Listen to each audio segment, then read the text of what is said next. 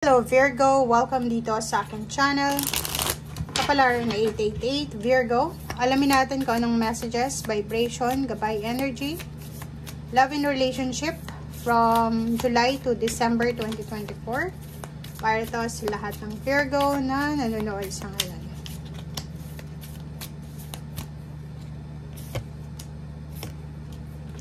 Okay.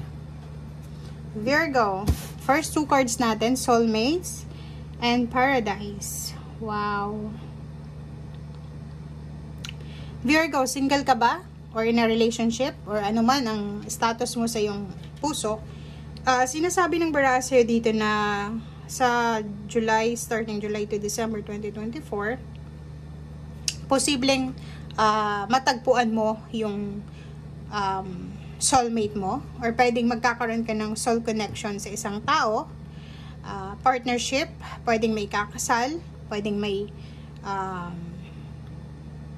parang anong tawag dito, relationship contract, or pwedeng hindi mo naman alam pero magkikita kayo or magkakasalubong kayo, magkakatabi kayo ng soulmate mo pero hindi mo yun alam. Okay?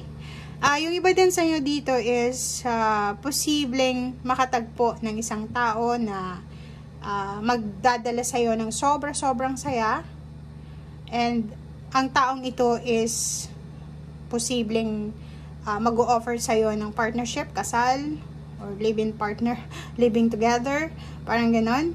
Or siguro makikilala mo yung taong ito sa isang okasyon, sa isang pagtitipon, weddings, birthdays, graduation, fiesta, travel, or kung ano pa man.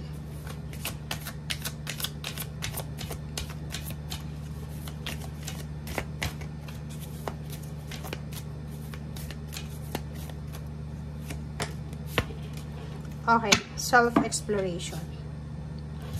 Kaso lang, ang sabi ng Barasyo dito, sa July until December, kailangan mo daw mag-explore, diba? Kailangan mong mag-explore sa sarili mo.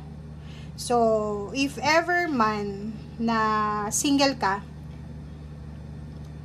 huwag kang magsisettle dito sa taong ito. Kahit sabihin natin na ino-offer niya lahat, paraiso, pagmamahal, expansion, kaligayahan. Sabi ng Barasyo dito, okay, tanggapin mo yung ino-offer niya, pero wag yung partnership na wala nang labasan. Wag kasal muna. Mag-explore ka muna, i-enjoy mo muna yung presence niya, yung relationship yung dalawa, nang wala munang commitment.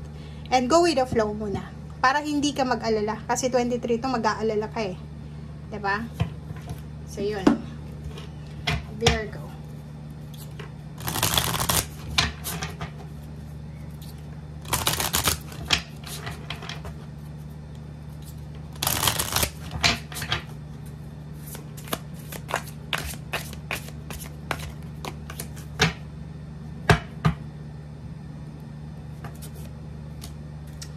Okay. Oh, 'di ba? Pay attention. The signs are cautioning you. So, kung sino man ito guys na, okay, sabihin natin, soulmate mo siya, or sabihin na natin na nakatadhanang makilala mo siya, mag-offer siya ng kasal, mag-offer siya ng stability, pero ang sabi ng baraha, pay attention, kasi hindi natin alam kung ano yung intention niya sa'yo, kung ano yung purpose. So, may hindi klaro dito. So, wag ka munang gagawa ng decision from July to December, lalo na sa commitment. Diba? Partnership. Huwag ka muna magpakasal. Dito din, sa barahang to, siguro yung relationship issues mo, pamilya to eh. Diba? So, nakikita natin dito na pwede kayong hindi magkasundo ng karelasyon mo dahil sa ayaw ng parents niya or ayaw ng parents mo sa kanya. Or pwedeng kung in a relationship ka, may asawa ka na, nakikialam siguro yung parents mo or parents niya sa kung ano man itong mga nangyayari sa inyo. So, apektado yung pagsasama nyo if may asawa ka, may ka-live-in partner, dahil sa kapamilya mo or kapamilya niya.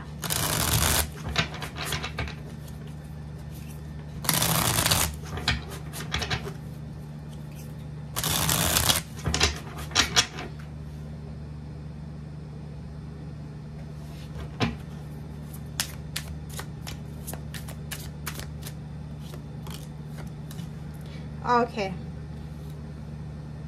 So, yun. Mayroon ditong impress. Sinasabi ng baraha sa'yo na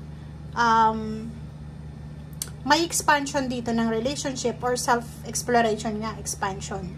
So, kailangan mo daw muna na mag-focus sa July hanggang December sa sarili mo. Improvement sa sarili mo. Kailangan mo daw trabahuhin yung sarili mo muna.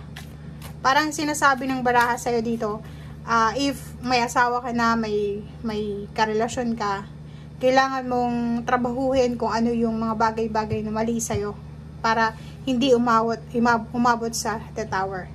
And yung iba naman ng mga single, sinasabi na ayusin mo muna yung sarili mo. Virgo. Ayusin mo muna para in case man magkaroon ka ng relationship, talagang ready ka na. Okay? So, dito din, sinasabi ng baraha sa'yo dito na meron ditong Virgo na posibleng magbuntis. May magbubuntis from July to December. Meron din ditong Virgo na posibleng magta-travel siya together kasama yung karelasyon niya. O magbabakasyon sila. Or meron din ditong Virgo na makikilala niya yung taong ito na posibleng mag-offer sa kayo ng kasal or ng makakabuntis sa kanya or mabubuntis niya sa bakasyon or sa travel or sa ibang bansa. O, yun. Diba? It's a confirmation. Okay. So, pwedeng water sign, Pisces, Scorpion, Cancer, lalaki or babae. Itong taong ito. Okay. And nakikita ko rin sa'yo dito na may mga single ditong Virgo na wala kayong balak makipagrelasyon sa kapwa nyo Pinay. Kasi, ang nakikita ko, ang gusto nyong maging karelasyon is gusto yung tumira sa ibang bansa, gusto yung tumira sa ibang lugar, gusto yung makapag-travel, ma-experience yung peaceful na buhay, financial man or emotional. O, tingnan mo. Nakikita ko sa'yo dito na yung focus mo is emotional stability and at the same time financial. Kung single ka, ang gusto mo kung mag-aasawa ka, hindi ka na maghihirap. Yung parang financially stable siya and at the same time secured ka sa emosyon niya. Parang ganun ang nakikita natin. And ang prospect din ng iba, especially yung mga single, is yung mga empowered na tao, babae o lalaki, like yung mga boss, mga CEO, mga ibang lahi, may mga sariling bahay, lupa, sasakyan, negosyo, parang ganun yung prospect mo. Yun ang nakikita natin na focus mo, lalo kung single ka sa July and December. Okay?